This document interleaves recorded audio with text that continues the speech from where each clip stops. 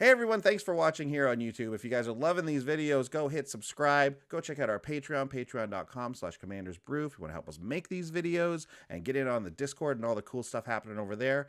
But here coming your way right now is our War of the Spark set review for all of the normal cards, the non-legendaries, the non-planeswalkers. If you want to check out our planeswalkers and legendary set review, they're right here on the channel as well. Just surf over to those and check them out. But let's get into it. We're going to start with colorless, then we'll go down by color, and then the multicolors. We're only going to highlight the ones that are especially interesting for Commander or that have some talking points we want to bring up. We're going to skip over many of the cards we don't think will make it in a lot of decks. Yeah, for sure. Okay, well, let's start with our first one here. In the colorless category, we've got Firemind Vessel. Firemind Vessel is 4 mana. Generic for an artifact. It says when it enters the battlefield tapped, and you can tap it to add 2 mana of different colors. It lives in a very interesting spot, right? Because we've got Gilded Lotus for 1 more mana that gives us 3 and comes in untapped. We've got Worn Power Stone, which costs 1 less and gives us 2 colorless. I think Firemind Vessel is ideal for players on a budget, right? Like it's a gumball now, and it won't be more than a gumball for a very long time. So I feel like just grab a ton of them while you can, and just throw them in your budget decks for the rest of eternity. Agreed. Yeah, that's a good call. It's like the budget version of a Gilded Lotus for sure. Yeah. Yep. Decent, but not exciting. What's next? Ooh, God Pharaoh's Statue. That's a 6 mana artifact. It's legendary. Spells your opponent's cast cost 2 more to cast. Shut up with that. At the beginning of your end step, each opponent loses 1 life. So this is obviously a very strong, like, stacksy piece. Making all of your opponent's spells cast 2 more is very annoying for everybody else at the table. And at the beginning of your end step, each opponent loses 1 life. I don't think that losing 1 life is a significant clock in any shape or form.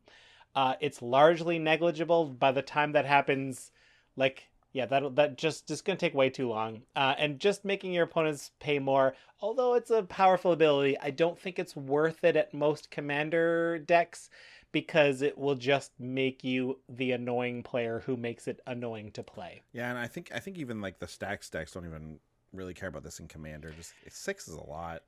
Yeah, if you're a stacks player, you're hardcore, and you got better cards that do this. Yeah, I think so too. Moving on. We're moving on to white then, because that's all the stuff that was in colorless.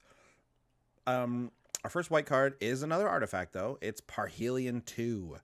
6 white. It's an 8 mana legendary artifact vehicle. It's a 5/5. So it has flying, first strike, and vigilance. Pretty sweet.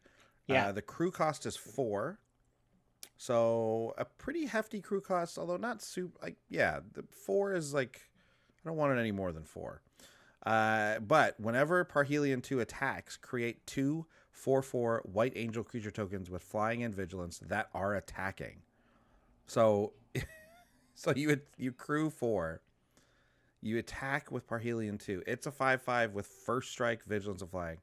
You get 2 4/4s. So you get 13 power toughness attacking if you can crew up and attack with Parhelion 2. 8 mana is a lot, obviously, especially for a vehicle. Because you need that setup cost of having to be able to crew it. But wow, what a reward. Yeah, I mean, there's plenty of decks that can cheat out artifacts. Looking at you, Sharoom, like this is just such a powerful... I think it's interesting to note they usually put tokens into play tapped and attacking, but these tokens come into play just untapped because they have vigilance. Yep, a couple of Sarah Angels that are just attacking. It makes 2 Sarah Angels. Like, this card is undeniably powerful. If you have an art deck that loves artifacts, that can make artifacts or legendaries cheaper, it's worth considering, man. This is a powerful card. Yeah, I agree. It's going to be fun to see what decks you can fit this into. Like, obviously, like, angel decks and token decks kind of come to mind, but like, I'm excited about those artifact decks too. I think you're right. Like, that's going to be it's just such a big payoff. Like, even if this card made one 4/4 angel, like, it would still be very worth it, I think, right? The fact that it makes 2 of them is just bonkers. Yeah, pretty good. Very good, yep. Next up, we've got Ignite the Beacon. It's 4 and a white for an instant. Search your library for up to 2 Planeswalker cards, reveal them, put them in your hand, then shuffle your library. They gave us Call of the Gatewatch a few years ago that was 1 mana cheaper at sorcery that tutored up 1 Planeswalker. I think it costs 3. I think it's 2 it costs 3. cheaper. So it costs 2 cheaper. Okay, so it's significantly cheaper, but like, I don't know, no one ever ran it. Even Atrax had never run it. So like, will this be run? Like, I mean, it's definitely better at instant, but I like, if we weren't running the other one, are we going to run this one? I don't know. Yeah, it's a good question, you know. I think making it instant speed is pretty good. You get 2 for 5, which is a pretty good deal. Like, the instant speed is what's going to be interesting to see if it puts it over the top, because you can still hold up some other things. It doesn't necessarily have to go. This is my thing. Like, it doesn't have to go in a Super Friends deck for this card to be good. Like, if you have some Planeswalkers in whatever deck it is, like, just as utilities, like, this is going to be able to get them for you. And if they're in your deck, then they must be there for a reason. You know what I mean? Like, we didn't just put these mediocre walkers in because Planeswalkers obviously have trouble in Commander anyways. So, I don't know. I feel like, I don't know, maybe like control decks are going to like this. I mean, you got to have at least 4 Planeswalkers, though, because if I got 2 and I drew 1, I don't want to cast this to get the 1 remaining. Of course. Yeah, agreed. Yeah, it's interesting. I guess it is going to lean towards Super Friends decks, but if you run 4 or more Planeswalkers and you have white, like, is this worth running? Maybe. I don't know, man. I don't know. I think if it's a control deck, I think it might be worth it. I hope that they give us more uncommon Planeswalkers that are sort of enchantments in the future, so that we just get a heavier density of them, so that they are more of a presence. Well, I think Planeswalkers are cool, and they should be more present in the game. And so, like, if that happens, this card will become much better. Well, like you just said, like, the ones that are in this set kind of act as enchantments with those static abilities. So maybe maybe they will see more play now, and that might make Ignite the Beacon much better. I hope so. Anyways, all right. Next, we have Topple the Statue. 2 and a white for an instant. Tap target permanent. If it's an artifact, destroy it and draw a card. So, you know, not a flashy card at all, but we thought just kind of an interesting addition to the suite of artifact removal. Replaces itself, but also the tap target permanent in a pinch can do something. Obviously, we're not saying this is a super powerful card or anything like that, but I do actually think that these cards tend to get a little underrated for Commander. We're always looking for like repeatable big things, but like Topple the Statue can do the trick as well. Yeah, I think it's important to just note anytime a white card that has an effect we would run anyway also says draw a card, that's very valuable. So like mono white decks, this should be one of your artifact removal spells because it replaces itself. It's hard to do in white. Yeah, agreed. Next up is we're moving on to some blue cards here. We've got a Flux Channeler. This is a cool creature. 2 and a blue for a human wizard. 2/2. Whenever you cast a non-creature spell, proliferate. That's, I mean, I don't think we've had that way to proliferate before. We've been able to sack things to proliferate or just pay mana, but just merely casting non-creature spells, we can like storm up some crazy big planeswalkers. Like, yeah. I mean, I'm going to want to have like, what's it called? Like the Astral Cornucopia or an Everflowing Chalice, cast a few spells, charge those up, and then use those to cast my humongous Finale Storm card. Imagine this was a commander. That'd be cool. Oh, come on, Wizards. This was so easy. You should have done it. This goes right into your Is It Planeswalkers deck that you heck yeah. did recently, right? Very cool. Spoiler alert, this is the most exciting addition over all the Planeswalkers as well. Yeah, I agreed. Yep. Yeah. For that deck, yeah, for sure. Yeah, we have the Inexorable Tide, which I think is just whenever you cast any spell, you proliferate, which is good for those proliferate decks. But the fact that this is at it's a little cheaper, so it's at 3 mana, so you can like do this and then maybe even do a couple little instants and sorceries too if you have the right deck for it. I think it's fun, and I think it's pretty good. Yeah. Again, doesn't need to just be planeswalkers. There's a lot of decks that this makes sense in. Some artifact decks will care about this. +1/+1 counters, obviously. So yeah, it is an interesting balance because like if you're all creatures with +1/+1 counters, then this Like they have to be non-creatures for it to really matter. Well, the beauty part is it's like we were talking about storming, but like it's not just instants and sorceries. It's That's artifacts too. true. It's non-creature spells. So Enchantments. you might your artifact charge counter decks are gonna love. Oh Flux yeah. Summoner. Oh yeah. Okay, moving on. Next blue card. Ooh, this is a good one. Spark Double. 3 and a blue for a creature. It's a 0/0. It's an illusion. You may have Spark Double enter the battlefield as a copy of a creature or planeswalker you control, except it enters with an additional +1/+1 counter on if it's a creature, and an additional loyalty counter if it's a planeswalker, and it isn't legendary if that permanent is legendary. So, Spark Double is a clone that can also clone a planeswalker, and also it can clone your commander. It can clone it can clone legendary creatures you have on the board. I am stoked about Spark Double. This is fun. This is like just a really excellent clone. Listen, we love Helm of the Host because getting extra copies of legendaries is amazing. So instead of spending 9 mana to get your first one, you can just spend 4 to get your first one. This is very good. I'm excited for Spark Double. Yeah, any kind of bouncy deck like blinking stuff is great because you can reset the Spark Double, make it come in as a planeswalker. You know what I mean? The only thing is that it's a creature or planeswalker you control. That's true. It's not just anything. So it is reliant on your deck. But generally, I find when, if we're including clones and we're including those types of cards in our deck, yes, it's obviously part of that card's like excellence is that it can grab anything on the board, whatever your opponents are playing.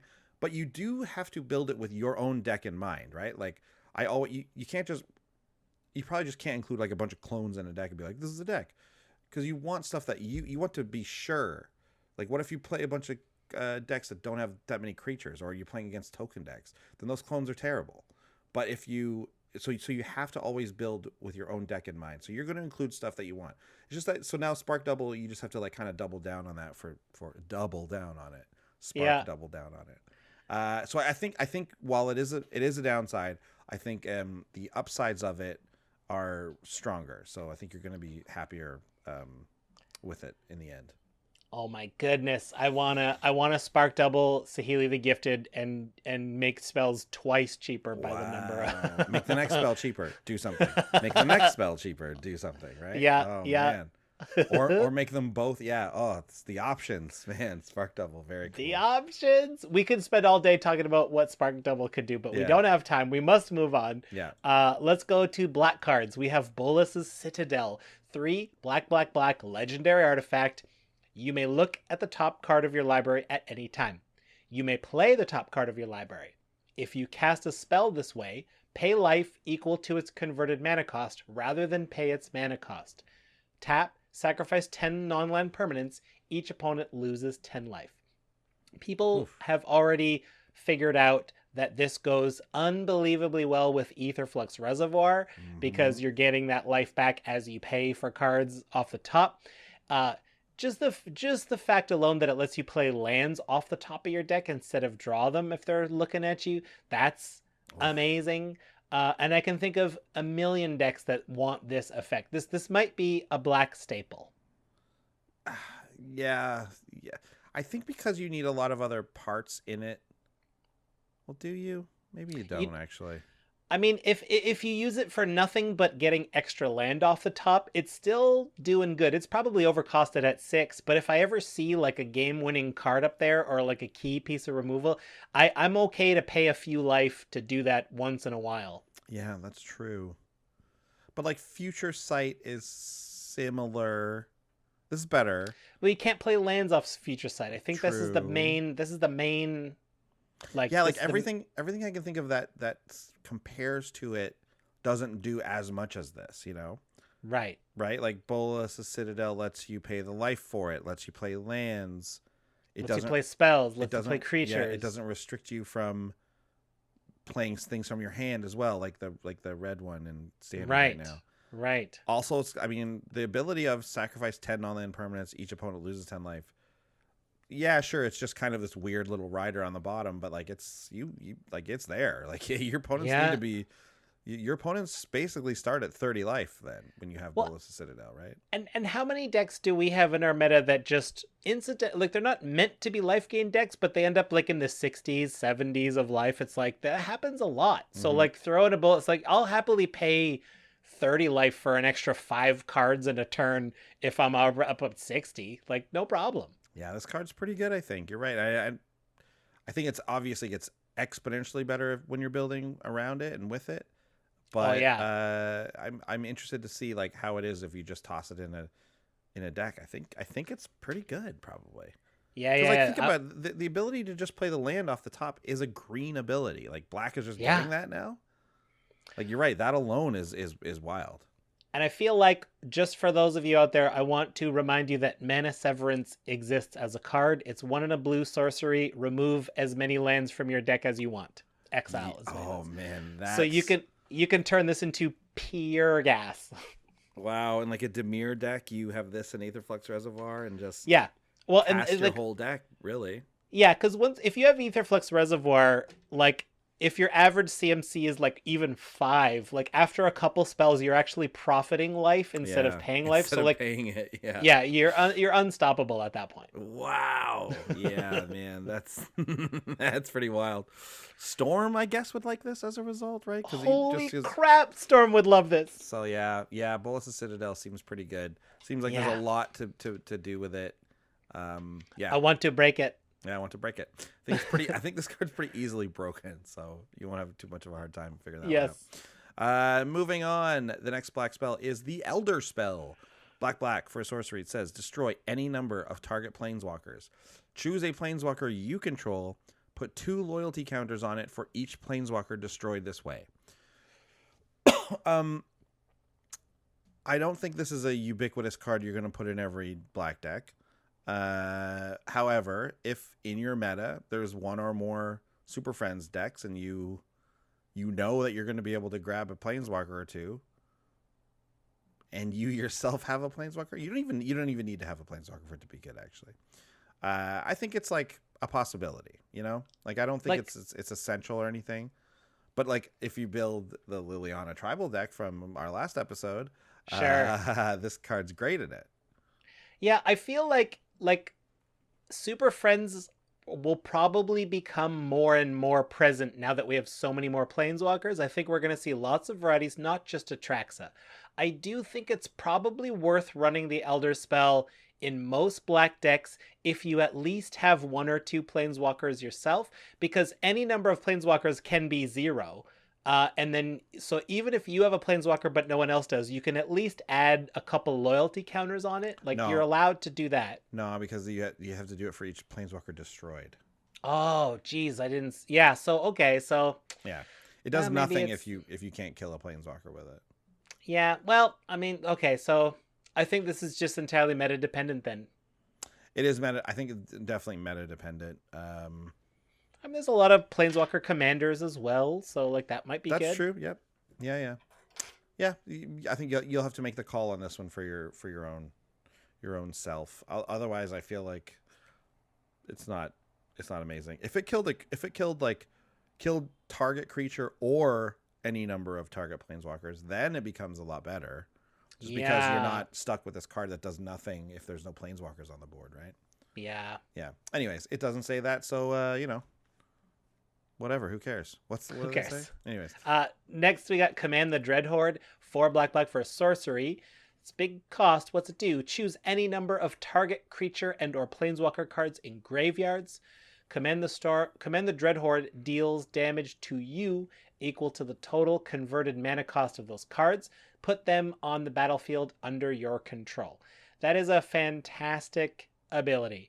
It's going to do a ton of damage to you, but there are numerous effects in the game that prevent us from taking damage from effects we control. Mm-hmm. We can also cast effects that say we can't lose the game this turn because we're not paying life. It's doing damage to us. So like we can go to the negatives and just get all this thing on the... This is an undeniably powerful card, but it's not without its cost. I would definitely want some life game or some way to not lose the game if I was running it. Well, just bring back a Gary with it. That usually sure. helps. Right? Get a Oh, Gary with baby. it. Get one of those green creatures that, like, when things enter, you gain life equal to their toughness or something like that. That'll help mitigate it. Obviously, you're not going to be able to get that every time or anything. But I think Right. the Dreadhorde is, it's fun because the sky's the limit, but it's got this heavy payment you're going to have to make on it as well. And like, obviously, there's tons of Planeswalker interaction in this set, and I think it's just fun though. I think it's fun. We're going to be seeing more Planeswalkers, so more ways to interact with them, from the graveyard or whatever is going to be cool. Cool. Next is we're moving on to red here, and we got this little guy here. He's a Dreadhorde Arcanist, 1 in a red for a zombie wizard at one. He's a 1/3 trample, a 1/3 trampler. When he attacks, you can cast target instant or sorcery card with CMC less than or equal to Dreadhorde Arcanist's power from your graveyard without paying its mana cost. If that card will be put in the graveyard, you exile it instead. So it's kind of like a little what's it called? I don't know. Snapcaster effect. Oh yeah. Right. Yeah. You have to do it on the attack. Right. And it's only from your graveyard, which is interesting. Yeah. And this guy starts as a 1/3, so you're not getting a lot. But obviously, if you're augmenting his power, you might be able to get some pretty decent stuff out of your graveyard. Like, I kind of think this might be a decent Boros 99 card. Obviously, it's not a commander, but yeah, like I think you might. This might be worth it. I don't know. It feels more at home in a Gruul deck to me. Or, I feel like a Gruul deck is gonna raise its power. Oh yeah, really. That's what I feel. I think like is it or Boros personally. Huh. Interesting. Yeah. All right. But you're right. You're not wrong in that. Like Gruul can get some like ramp spells with him, and be able to pump him a little easier, perhaps. Yeah, Gruul has easy pump spell access, but again, do I want to run all those cards in case I don't draw this? I don't know. Yeah. I mean, I don't think you're running anything for this card. I think you put this in. That's why I like it in Boros, because you're already running these things that augment attackers. So yeah. He just ends up being a thing where it's like, oh, I can get back this spell, kind of incidental bonus. I can cast this spell again.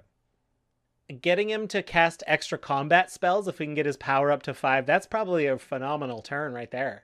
Yeah, I think there's going to be some decks that they're gonna like this card. Okay. I think we might see this guy around once in a while. Okay. Our only other red card of note that we felt was Finale of Promise. It's X red for a sorcery. It's the Mythic. You may cast up to 1 target instant and or up to 1 target sorcery from your graveyard, each with converted mana cost X or less without paying their mana cost. So you get 1 instant, 1 sorcery, or both. And if a card is cast this way, would be put into your graveyard, you exile it instead. And if X is 10 or more, so you're paying 12 altogether, copy each of those spells twice. You may choose new targets.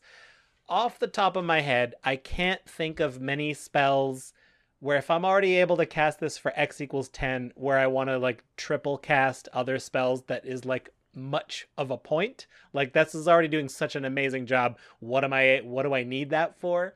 But I think someone like Mizzix, this goes right in, no problem. I'm confused. Is this the first finale we're talking about? Yep. Why the are other we ones not talking about the other ones?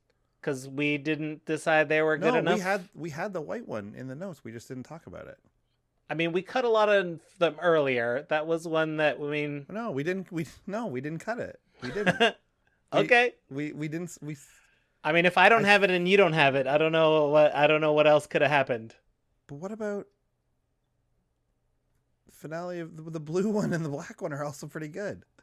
Well, maybe should we do the cycle at the end? I think maybe we should just do it now. Okay, let's do the finale cycle. So that was Finale of Promise. Okay. Yeah, let's do. I think it's worth it because I honestly think they're good enough. I'm just now realizing we didn't talk about them. Yeah. Okay. Let's stop here for a little finale interlude. Yeah. Okay, so Finale of Glory is the white one. So okay, well the red one I agree with you. I think the red one's good. Like it's a fun card. It's that Mizzix style. We're casting all kinds of big stuff, so I love it. Yeah, right? like we'll definitely like I expect to cast it for X equals 3 or 4 most of the time and get like 2, 3, or 4 mana spells out of it. I don't Mhm. expect to get to that 10 very often, but it's very good in small numbers. No, exactly. And I mean, like in the Heb, like that 10 isn't unreasonable to get to. That's Stuff like true. that, right? And if Yeah. you're in a Gruul deck, like you were saying earlier, like not unreasonable as well. So, yeah, I love the red one. Red one might be my favorite one. I think so. Anyways, so yeah, so as promised, here come the rest of the finales. Finale of Glory is the white one. X white white. Create X 2/2 white soldier creature tokens with vigilance. If X is 10 or more, you also make X 4/4 white angel creature tokens. Yeah. So again, like you want to cast these for the big as possible, and like those payoffs, while tough to get to, that's why I think these are worth talking about. It's because I think you're going to see them. It's not impossible to make 12 mana in Commander. You know what I I mean? mean, it's true. I mean, it's hard for white though. We've got. I have a mono white soldier deck that this is going in because it's just good to make a bunch of soldiers. Yes. But it's like but it's all artifact ramp, and getting to 12 mana is not unreasonable. yeah, So, I mean, I definitely think that's pure bonus. Like I'll take that.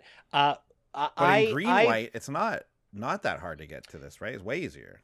Sure, that's way easier. Like I just feel like if I'm a token deck, like this isn't going to replace White Sun Zenith. Like for 1 more mana at instant speed, I get 1 less 2/2 body, but it's instant speed. Mm-hmm. I feel being at sorcery to me really hurts this card, and if I can get it to 12, I mean, like that's a game that's probably going to be mine anyway. But I don't want to run this card. I disagree. Just 12. Because you get 12 mana doesn't mean you win a Commander game. No, I'm not saying that. I'm saying like if I'm in a position where I can like throw all this stuff down and take advantage of it, that's fantastic. But if I can also like what is it replacing in my green white token Here's deck? the thing. This is a big, splashy, crazy, like sky's the limit Commander card. Yeah. And you wanted to talk about the 2 mana 1/1 that proliferates when it hits. You wanted to talk about that over this? I think I'm not saying I want to talk about that over this. I'm saying like I don't know how. I mean, we both cut this somehow. It's off of both of our things. I think that was a mistake because I definitely saw it and okay. I was like oh yeah, we got to talk about the finales. They're all good. Okay, I mean we didn't talk about the. I know we didn't talk about it. Yeah. I know. Okay, yeah. Okay. So I agree. Obviously, instant speed's way better, but I just love the idea. Like this is going in Tristani. This is going for me personally because like. Being able to make X 2/2s, don't forget, right? Like it's the same, like you were saying, like White Sun Zenith is so good. Are you cutting White Sun Zenith for it? I don't run White Sun Zenith in my soldiers deck because it doesn't make soldiers. This does, so right? That's better. So I feel like that's an exception, but right? Like in a soldier tribal deck. I always want things that make in Tristani. I just want things that make a couple of them, right? So White Sun Zenith is great because you for 5 mana you get 2, for 6 mana you get 3. It's great. For this card, for 6 mana, I get 4. I just can't do it at instant, which obviously is not as good. But I love the idea of once I hit once I've ramped out and get a bunch of mana, like this, I'm gonna gain so much life with Tristani that like even if someone board wipes right after, I don't even care. Like yeah, 10 soldiers and 10 angels is pretty good. That's 20 plus 40. That's 60 life if you're playing this with Tristani on the battlefield. It's pretty sweet. I cannot disagree with you that in certain decks this card is going to be amazing. I just think on average White Sun Zenith is going to take its spot instead of this. I think if you're white and playing tokens, this is the allure of the 10 mana is too much. I think it's really okay. Good. I am not swayed. I will not run the card just for that 10 part. Finale of Revelation is the blue one. Draw X cards, again at sorcery. If X is 10 or more, instead shuffle your graveyard into your library, draw X cards, untap up to 5 lands, and you have no maximum hand size for the rest of the game, and then you exile it. Do we exile it every time for all of them? No, just the blue one. Yeah. So obviously this is just a sorcery speed draw X. Which we have a couple of those available to us in Commander. I like the that the upside of this is that if we get to this crazy area where we're drawing 10 cards with it, you get to do all this other stuff. This one I agree is like This one less so for me because I think just the drawing is good enough. The untapping 5 lands and shuffling our graveyard in is like, how amazing is that? You know what I mean? Like, you still need to have the 12 mana to cast this in the first place. So this one I'm a little less stoked about. Yeah, I mean, I don't have room for sorcery speed draw X cards in blue, because if my blue decks don't want to tap out to draw that many cards, I want to do that on the end step while holding up instant speed removal or counters. So like we got Green Sun Zenith, we got 3 good X instant speeds, and I can't see this replacing any of them. I think I would run it in like a Niv Mizzet deck or something though, just because I like those effects in that deck. It's the same cost as Enter the Infinite, although Enter the Infinite usually you probably just win. Yeah. When you cast it. So this obviously isn't as good as that, but yeah. So like that type of deck, I can see it. But anyways, Finale of Revelation, I agree, is not. Doesn't like I don't think you're gonna run it unless you know your deck wants it for some specific reason. Like I just don't think we've got way better. The Zeniths trump these in most cases. Finale of Eternity is the black one. X black sorcery. Destroy up to 3 target creatures with toughness X or less. If X is 10 or more, return all creature cards from your graveyard to the battlefield. Mono black, I think, will be into this. I think destroying 3 things with a large X cost, because if you're doubling up your swamps and getting all your zombies back or whatever it is back, I think like this is fun. I want to run this and make it work. I think these are like. I don't like it. Like I think they're just too cool to. I think you're going to want to run these cards and at least try them out. I mean, it's very exciting. I just like undeniably, I don't want anyone to think I'm saying these are not splashy cards. I just can't see myself, like, I hate when my black removal isn't instant speed. Like what if I want to get rid of a Grave Titan and like 2 other things, I have to pay 8 mana to do it. Yeah. And like I just don't like, I don't see that. Pay 8 mana and you get 3 things that way though. You know. Yeah, but I really just want that Grave Titan. Like that's just great. Like so I can't get that Grave Titan unless I get to 8 as a random example. So like the extra 2 is for sure bonus, but then like so then what is it? Is it like it's like that. If I'm holding out to get all my cards back from my graveyard, I'll just run the spell that does that. Yeah, I think you know what? I think you're right. I think you're right about this one. It doesn't seem like it's enough. Like I almost want to destroy like X creatures. You know what I mean? Like I almost want that to happen. Yeah, right. Yeah. Like okay. give me something. The black one doesn't do it for me. Yeah. As much either. I guess it was really. I guess I was just thinking about that white one mostly because of I was very stuck. No, Darian. Yeah, but and I swear we had it in the notes, and then I don't know what to tell you. Maybe we didn't save them in by accident. Yeah, look, it is. It's there. It's Finale, and we didn't talk about cutting it. I know we didn't. Anyway, like it's in. I agree. Like so, yeah. For those of you listening, it is in our notes. It's in our notes. And we normally make tabs, but before this, we tried to pare down our tabs by deciding what cuts to make, and somehow this one got cut with neither of us mentioning cutting it. So weird. Anyways, okay, let's move on. We got the next green card here. Oh, Finale of Devastation. Oh, that one's just in the regular thing, right? Oh, okay. We're gonna leave it for that. Okay. No, we can talk about it now. Why not? We're in the finale. Oh, we're doing this finale cycle.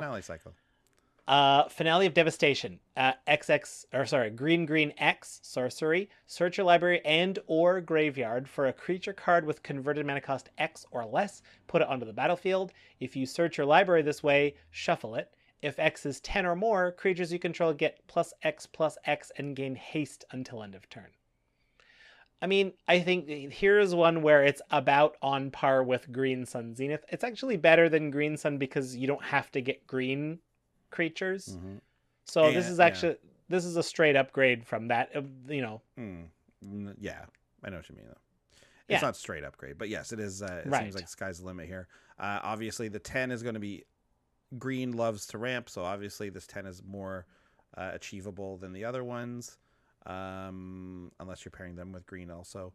And then if you're doing that with green, if you're getting the X 10 or more, you know you only need a few creatures to just win the game at that point. So yeah, I think that's what puts the green one way over the top. Like this one's This one's very good. Yeah, see, because here's what I like about this one is that I'm okay if I don't hit 10, right? If I don't hit 10, it's still a card that I'm worth playing. Whereas the other ones, I'm finding a hard time. The red one, I think, is good before 10. The green one's good before 10. I don't like the other ones before 10. Yeah. Nah, I still like the white one even before 10. Fair enough. I just want those 2/2 soldiers. Yeah. As many of them as I want. Okay, next green card we have is Evolution Sage. 2 and a green for a 3/2 elf druid. Whenever a land enters the battlefield under your control, proliferate. Yeah. Yeah, pretty That's good. like we've never had landfall proliferate before, right? Yeah, I like that. I like it's like a kind of a mix of 2 keywords, kind of. Yeah, and if we're in green, we'll probably have ways of getting extra cards onto the battlefield, so we'll be able to do some nice proliferating. Yeah, some Simic decks are going to love this. Some Infect is going to love this, so yeah. I mean, can you see how this combines with Fertilid? Like, I'll take off a counter to tutor up a land and get another counter, and then take off a counter. So as long as I have mana, I'm just going to keep crushing that Fertilid. Good call. Yep, love it. Yeah, I think Evolution Sage is going to find a home in a couple decks for sure. Yeah. Next we got Vivian's Arc Bow, 1 and a green for a legendary artifact, and it's a mana sink. You can pay X, tap, discard a card, look at the top X card of your library. You may put a creature card with converted mana cost X or less from among them onto the battlefield. Put the rest on the bottom of your library in a random order. I mean, it's not bad. You can see it's like a parallel to Evolutionary Leap in some ways. That costs 2 to cast. You have to lose something to get a creature. This one is it goes like, just go to your hand. It's probably closer to Survival of the Fittest. Yeah, probably. Discarding it, not sacking. And it's going right to the battlefield. Yeah. So that's pretty good. Yeah. I think this is a fine mana sink, and because we can do this at instant speed, your opponents have to think twice if you've got mana open and if they want to attack you. I think your instincts of saying, I think earlier when we were talking about this, that it's a budget, that's a good budget option. Yeah. I think that's right. I think that you're probably not going to see this in a lot of the powerful decks because they're probably running, if you're able to run Survival of the Fittest, you're not running this card, I don't think. Yeah. But those of us who don't want to shell out however much it is for Survival of the Fittest. I wonder. It's probably I feel like it's a lot. Vivian's Arc Bow is an option. It's not bad. $93. Yeah, if you don't want to spend $93, yeah, okay. Use Vivian's Arc Bow instead. Sure. If you looked at the art without looking at the artist, who do you think drew the art for this? Oh, it looks like what's Rebecca? Oh, really? I was going to say name? Therese Nielsen, right? Like it looks. Therese Nielsen. That's what I mean. Therese Nielsen. It is not Therese Nielsen. Isn't that crazy? Oh wow! All those circles. This looks like classic Therese Nielsen. Okay. Moving on. Okay. Plain-wide Celebration. 5 green for a sorcery. Choose 4. You may choose the same mode more than once. Create a 2/2 citizen creature token that's all colors. Return target permanent card from your graveyard to your hand. Proliferate, and you gain 4 life. So, being able to choose 4 of these things, you can choose them all more than once. That is attractive to me. The exciting one is the proliferate 4 times. That's like unheard of. We've never been able to do that before. So if we choose, how about this? If we chose 2/2 citizen 4 times, that is worse than the white finale by 1 mana. Yes. Right? Yes. It's worse than, that's not an efficient way to get 4. I mean, I think Ravnica Allegiance gave us a 6 mana way to make 3 2/2 elves knights or something like that. So we're not getting a good rate there. If we're talking about returning permanents from your graveyard to your hand, I mean, it's hard to look past seasons past for the amount that we get from that. But we can get multiples of the same thing if we want. Gaining 4 life, I think, is the least interesting part. I'm really only interested in the proliferate here, but doing it 4 times is if you want proliferate, that's a concentrated burst of proliferation. Also, it's 7 mana to proliferate 4 times. Is that really something you're interested in? I mean, it's a good deal. Paying for proliferate costs more than that. My thing is, I think this needs to be in a deck that both cares about the tokens and the proliferate. It needs to care about both. I think like somehow in your deck you'll at some points want either or both. Yeah, it's tough. Right? Yeah. I don't know because I like the permanent thing. I actually think that's cool. That's a nice one.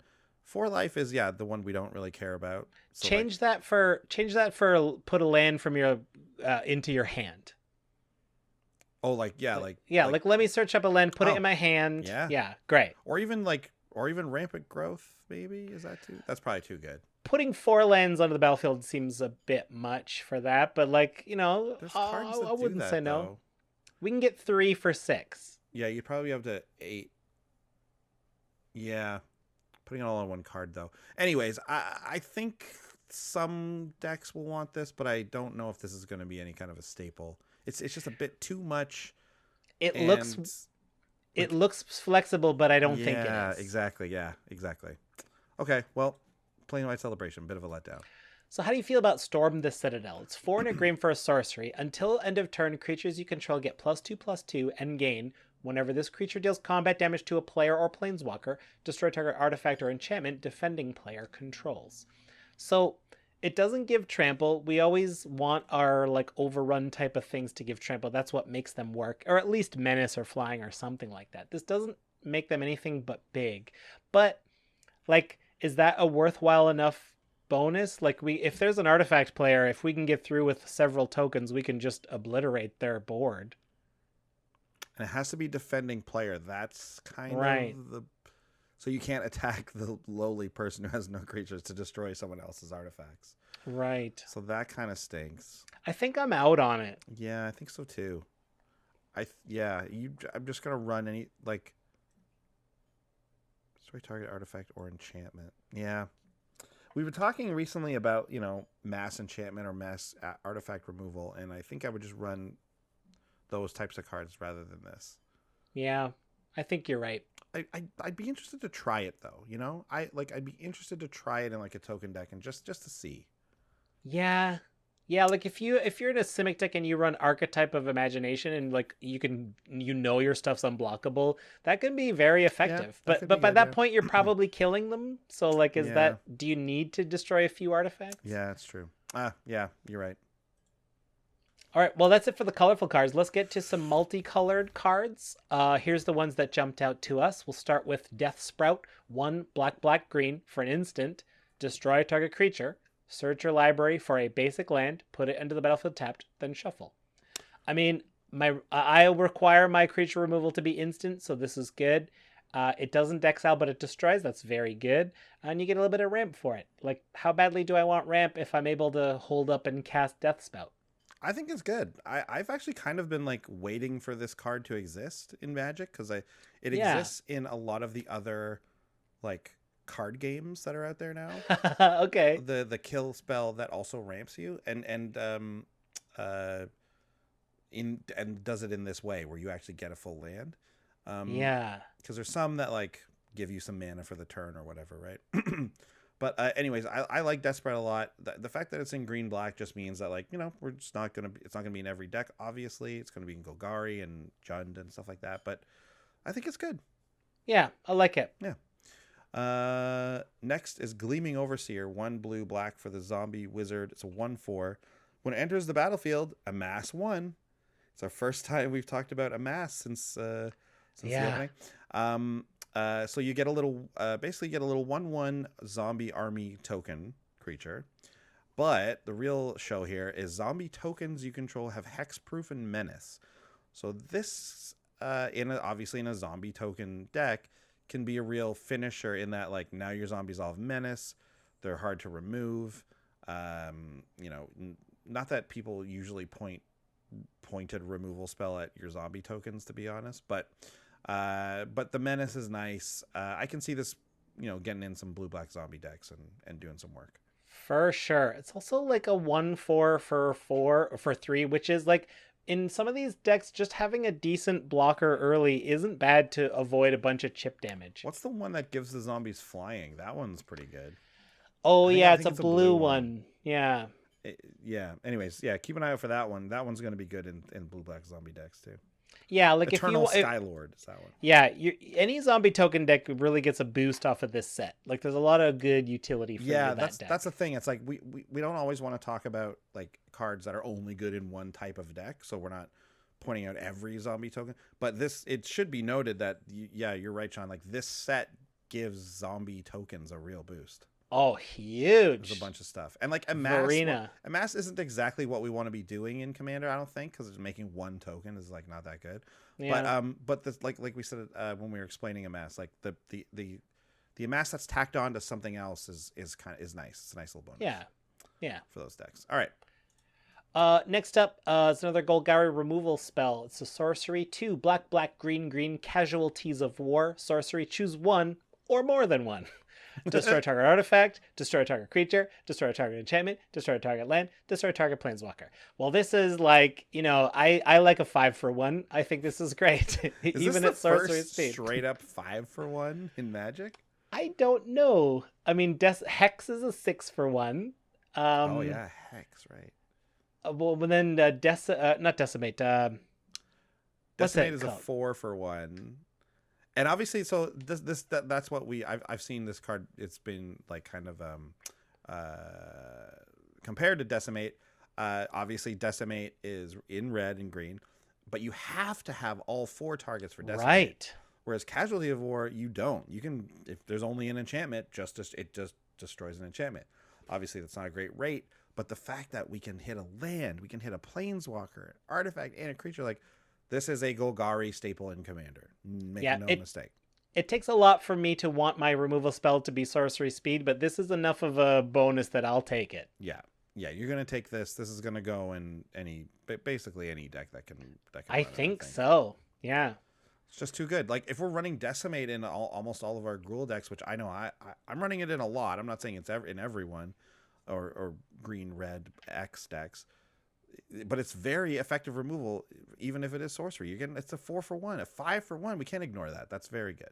Yeah. And don't forget. Sorry, I just want to say most times this actually is just a 4-for-1. Most times there's not going to be the planeswalker to hit. So sure, and it's pre-selling for $1 right now. I think. I think you should probably grab a few of these because it's probably going to be a staple in Golgari decks, so it's going to go up. Yeah, the thing that's holding it back is that the fact that it's only in 2 colors. But I agree, dude. I think $1, that is very cheap for this card. Get a handful. Get a handful of these. Next is Neoform. I tell you, for Commander, the Simic cards aren't really blowing me away. But Neoform is an interesting one. It's green blue. Sorcery. As an additional cost to cast the spell, you sack a creature. Okay. So we're crying if this gets countered. Oh gosh. But search your library for a creature card with converted mana cost equal to 1 plus the sacrificed creature's converted mana cost. Put that card into your battlefield with an additional +1/+1 counter on it. Shuffle your library. So it's like birthing pods your creature and gives it a +1/+1 counter. But I think you've pointed out a key point of this card. A lot of these effects used to say when this spell resolves, so sack a creature, then go digging, right? But this is part of the cost. So like if they counter those other ones, you don't sack anything because it never happened. But here you got to commit before you see if it resolves. Very interesting. Yeah, I always note that anytime an additional cost to the spell is to sacrifice something, because it's like if that gets countered, that sucks. Yeah, it's a 2-for-1 okay, instead of just a 1-for-1. I mean, by the same token, they can't remove the creature in question. Yeah, that's true. That's a little upside. Are we playing this card though? Like, is this something we're gonna run? I mean, I probably would toss it in just to see, because like I'm sure there's going to be times where there's a creature on the board that I have that I'm like, I don't really want this anymore, but if I can get a bigger one for 2 mana, I'll take it. Yeah, there can be some upgrades. I think it's going to be specific decks, but yeah, this isn't a Simic staple by any stretch. No. We got Mayhem Devil next. It's 1 black red for a devil. It's 3/3. It's a very good rate. Whenever a player sacrifices a permanent, any player, Mayhem Devil deals 1 damage to any target.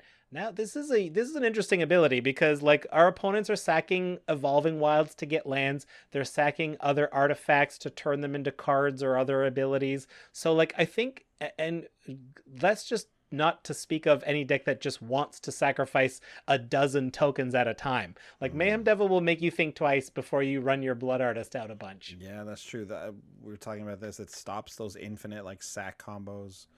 Well, and the beauty, like all the aristocrats are often 1/1s anyway, so like this will kill the first, like the first thing it does, like okay, kill that Blood Artist, keep sacking. Yeah, exactly. That's the thing. Like Blood Artist, like stops it, and usually does stop things like this. But because Mayhem Devil hits any target, yeah, that puts a stop to that quick time. So yeah, I like Mayhem Devil. It's neat. And don't forget, you can also do it yourself. It's whenever a player. Like, yeah, you can just start sacrificing stuff, and if you can get a, you know, like this goes in a lot of Jund decks. I think Jund decks are going to be happy to have this card. very happy. Great. Next is D-Spark. White, black for an instant. Exile target permanent with converted mana cost 4 or greater. The flexibility, the instant speed, the 2 mana, like this is pretty good. And a lot of the stuff we care about in Commander is 4 or greater. I like it. I actually like it more than when we first started recording this, because I was like, I don't think this card is that good. I think it does miss a lot of I think it misses some key things under, right? Yep. It's for sure. It's not perfect. Permanence, right? Because like a lot of times we like to use these white black spells to get like certain like troublesome commanders or utility creatures or like artifacts and things like that. And a lot of times those are cheaper because they're more efficient. So I think while D-Spark is okay, it's not taking the place of your Utter Ends and your Anguish Unmaking and stuff like that. So I agree with you. I think Anguish Unmaking is still number one. Utter End is behind it because it costs an extra one, but you don't pay life. But I still want D-Spark in those decks in addition. I think like it's so cheap, it's instant, it exiles any permanent. And like you said, like I run Negate in blue decks, and like Negate misses a lot, but like this misses a lot too. But man, when it hits, it hits well. And I think like Utter End and Anguish Unmaking are non-land permanents, and this. I mean, this one is too. I was gonna say like this one says non-land permanents, it just doesn't actually say it. Yeah. So it's not like you get some extra bonus by being able to hit lands. So Vindicate it is also not. So like I don't know. I think you run this. Like, especially now because it's uncommon. Anguish Unmaking is expensive now, like because it's so good. Yes, it is. It's true. This one is only a little less, and it's right now, it's uncommon, so it'll be printed to death, so it's going to be super cheap forever. So hang on to a bunch. I think you'll be happy to have them in most black-white decks. Yeah, I don't know. It's okay. I mean, if I got an Anguish Unmaking, I like that better, but like I might like this better than Utter End. I don't know. I don't think so. I think I'm playing Utter End. 2 mana. Definitely. Okay. Just to be sure. Okay, next is the land. Lands. Yeah, lands. We're on the lands now. Okay, first land is Karn's Bastion. It taps for colorless, and you can pay 4 and tap it to proliferate. So you would have to tap this plus 4 other lands. So it's sort of like it ties up 5 lands, and you get to proliferate. If you've got room in your colorless land slots, being able to proliferate in any color is great. So I think it's worth running. If you know you want proliferate. Yep, exactly. If your deck wants to proliferate, find a way to get Karn's Bastion in there, because even though it's 4 and taps, so it's essentially 5, like you said, having it on a land is nice. Yeah. Nice little bonus. Next is Emergence Zone, another colorless land. Taps for colorless. Pay 1 and tap it. Sacrifice Emergence Zone. You may cast spells this turn as though they had flash. Very good ability. I love it. Like, even if you are, I think, again, like, even if you're just using it the one time, it can be pretty nice to make that board wipe happen at instant speed just by paying essentially 2 more for it, right? And losing a land. It's like a reverse route. Like route lets you pay 2 more to cast that at instant speed, right? Mm-hmm. So like this is basically turns any card into route. Like like it's just like, sure, I'll take it. Yeah, why not? So just for like that alone is pretty sweet. So let alone the times you get to surprise them with an instant speed, Well, and technically, blatant thievery or something like that. Oh, goodness. Like, so yeah, I mean, I like it a lot. And once you activate it, you can cast spells this turn as though they had flash. So if you've got a lot of little sorceries, you can do that too. Absolutely, yep. Throw out a mana rock while you're at it. Like, why not? Yeah, that's right. That's a good call. Yeah. So Emergence Zone's cool, and then obviously, if you get those lands, if you can get the land back, I mean, this turns into like, Ooh. repeatable effect, which is nice. I like it. I like it a lot. It's gonna be we're getting a really tight, colorless like library going on here. Yeah. Like it's gonna be hard to pick which ones are the best. That's true. That's the thing. There's limited spots for the colorless lands, and will this fit in? I want I kind it. of want it. Yeah, I know. Yeah. Anyways, okay, what's next? Ooh, Blast Zone. Enters the battlefield with a charge counter on it. Taps for colorless. You can pay XX tap, put X charge counters on Blast Zone. So 2 mana to put 1 on it, but I can put 2 at a time, 3 at a time. With Proliferate, I can just up those as well. True. 3 tap, sacrifice Blast Zone. Destroy each non-land permanent with converted mana cost equal to the number of charge counters onto it. So it's not equal or less than, it's exactly equal. We mostly care about these effects for tokens because most tokens have CMC 0 unless it's a token copy of a real card. So for that, I mean, if tokens run rampant, this is basically... You can't even hit the tokens with this. Equal to the number of... Oh, because it starts with that one counter. Starts with the Dang one on it. it, and there's no way to get rid of it. Come on, Blast Zone. Yeah, so you need another way to get that rid of if you're trying to hit tokens. Well, then this card's terrible. Yeah, this card's not great. Yeah, I agree. I mean, I miss that. Like I guess if you're running like engineered explosives, it's a similar card to that, but like, are you though? I mean, not in our format. Like, there's too many variable CMCs that we care about. If it's at X or less, fine, I'll give you that. If we could hit tokens, that's worth it. Ratchet Bomb is worth it, but like, this is not worth it. Yeah, I agree. Okay, finally, we're coming along to Mobilize District, which is another colorless land. Taps add colorless, pay 4, and Mobilize District becomes a 3/3 citizen creature with vigilance until the turn. It's still a land. This ability costs 1 less to activate for each legendary creature and planeswalker you control. So you might be able to pay 2 to make this effect happen. These cards are not as like huge as they kind of once were in Commander. It feels like the man lands are they're still okay. Just that, like we talked about it, right? Like I think there's limited spots for colorless lands. There are so many very good ones. And I just don't think this is one of them. Like, I think I agree with you. I don't citizen tribal, maybe. I mean, I don't run a lot of the creature lands myself, but I do think if you got we've got some legendary tribals in our meta. Like if you got a Super Friends deck, the ability that it can be free to activate is pretty impressive. That's true. Like, that's a possibility. So like I can just be like, oh, and by the way, here's a 4/4 with vigilance coming at you, and now after combat, I'll tap it for land and continue to develop my board. I mean, it is a 3/3, but that's fine. With vigilance, I mean, like it's not nothing. It survives wraths. Yeah. Like presumably, it won't be a creature when people wrath. Yep. Yeah. Okay. Tough call. Okay. Tough call.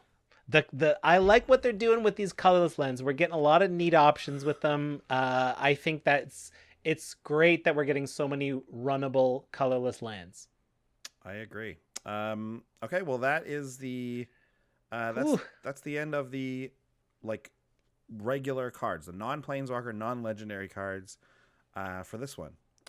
Thanks for watching, guys. Again, you can check out the Planeswalker and the legendary videos right here on the channel. Just go sort of look around for those.